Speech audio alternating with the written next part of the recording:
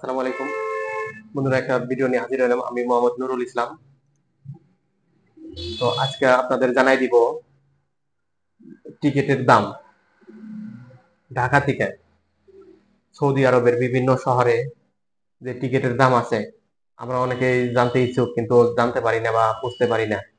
তো আজকে 17 তারিখ, আজকে থেকে 10 দিন পর, আর অর্থাৎ 27 তারিখে এখন ঢাকা থেকে আহ, সৌদি রিয়াদ এয়ারপোর্টে টিকিটের দাম কত আছে ওটা জানাই দিব। এখন ঢাকা থেকে রিয়াদে গালফ এয়ার, এটা লোকাল হবে। গালফ এয়ারের টিকিটের দাম আছে 82,000 টাকা। সৌদি এয়ারলাইন্সে আছে 91,000 টাকা। তো একটা কথা বলে রাখি, সময়ের সাথে সাথে টিকিটের দাম পরিবর্তন হয়। আর এটা সহজভাবে বোঝানো যায় যে শেয়ার বাজারের সাথে এর সম্পৃক্ত আছে। তো 27 তারিখে ঢাকা থেকে দাম নামে 71,000 টাকা আছে। শ্রীলঙ্কা ইয়া রয়েছে। আহ, আর 27 তারিখ ঢাকা থেকে জেদ্দা বিমান ভাড়া আছে হইল 68,000 গালফ এয়ারে। আর ডাইরেক্ট ইউএস বাংলায় দেখাই দিয়েছে সর্বনিম্ন রেট 1,04,000। 27 তারিখের ঢাকা থেকে মদিনার দাম আছে হইল গালফ এয়ারে 71,000 টাকা। আর বিমান বাংলাদেশ এয়ারলাইন্সে আছে হইল 1,08,000।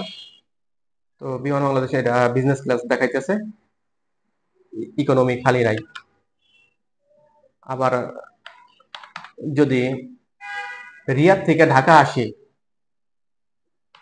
27 তারিখে, তাহলে এটার রেট হবে হইল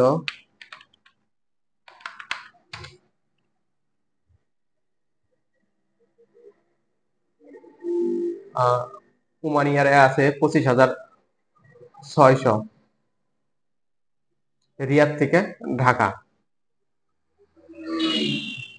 এর সর্বনিম্ন রেট। আর বিমান বাংলাদেশ এয়ারলাইন্সে আছে 46,000 টাকা রিয়াদ থেকে ঢাকা, সর্বনিম্ন রেট। যদি 27 তারিখে দাম্মাম থেকে ঢাকা আসি, তাহলে রেট দেখাবে হইল ফ্লাই দুবাই, লোকাল হবে 25,000 দাম্মাম থেকে ঢাকা। আর বিমান বাংলাদেশ এয়ারলাইন্সে আছে 38,000 টাকা। 27 তারিখে যদি জেদ্দা থেকে ঢাকা আসি, তাহলে 30,000 টাকা কাতার এয়ারওয়েজে লোকালে। আর ডাইরেক্টে আছে ইউএস বাংলা এয়ারলাইন্স 39,000 টাকা। আর যদি মদিনার থেকে 27 তারিখে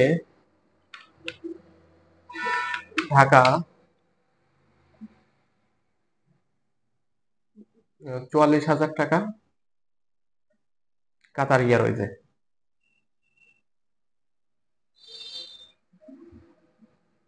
এই তো বন্ধুরা, আজকে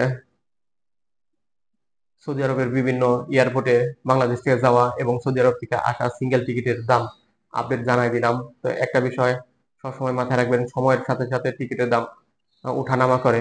তো আরেকটা বিষয় হইলো, বাংলাদেশ থেকে ওই যে সৌদি যাওয়ার গ্রুপ টিকিট গুলো পাওয়া যায়। তো এই গ্রুপ টিকিটের দাম হইলো রিয়াদে 60 থেকে 63,000 এর ভিতরে আছে। জেদ্দা 70,000 টাকার ভিতরে আছে, 2,000 টাকা কম বেশি।